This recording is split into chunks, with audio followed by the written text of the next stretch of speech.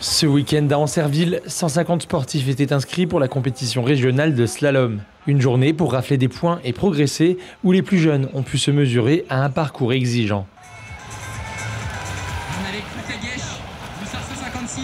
Avant le début des descentes, un important travail de préparation est nécessaire. Le parcours, long de près de 300 mètres, comporte entre 18 et 25 portes, matérialisées par des flèches bicolores, vertes et blanches pour les descentes, rouges et blanches pour les montées. Donc aujourd'hui, on a choisi de tracer sur 19 portes, vu que c'est une régionale, parcours quand même assez simple. Et il faut qu'il y ait 6 portes rouges à remonter, ou 8. C'est à notre choix. Là, on a choisi d'en mettre 6. Plus les portes seront espacées, plus ce sera simple. Plus les portes seront rapprochées, plus ce sera dur.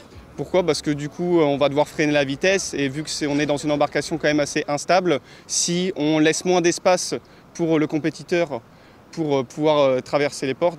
Le slalom, c'est avant tout une question de précision. Chaque touche de porte ajoute 2 secondes de pénalité et une porte manquée coûte 5 secondes. 2 manches sont chronométrées et c'est la meilleure qui détermine le classement final. Pour les sportifs, cette compétition régionale est une étape importante du calendrier.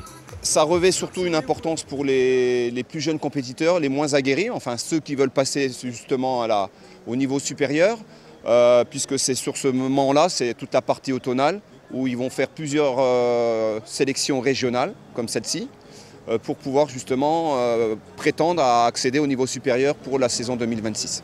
Tout au long de la journée, les différentes catégories se sont succédées, U14, cadet, junior, senior et master, chacun avec un même objectif, améliorer son temps et franchir toutes les portes sans faute.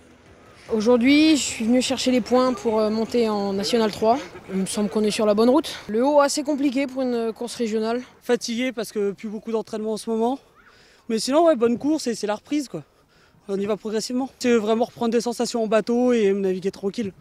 Pas prendre de risques et voilà. Le parcours est assez dur mais physiquement, mais sinon c'est une très bonne manche, très bon parcours. C'est une belle course, ouais. Il fait beau, il fait chaud, on a le soleil. À l'approche de la trêve hivernale, ces jeunes kayakistes vont désormais lever un peu le pied. Les mois de novembre, décembre et janvier marquent une pause dans la saison avant de retrouver la rivière au printemps prochain.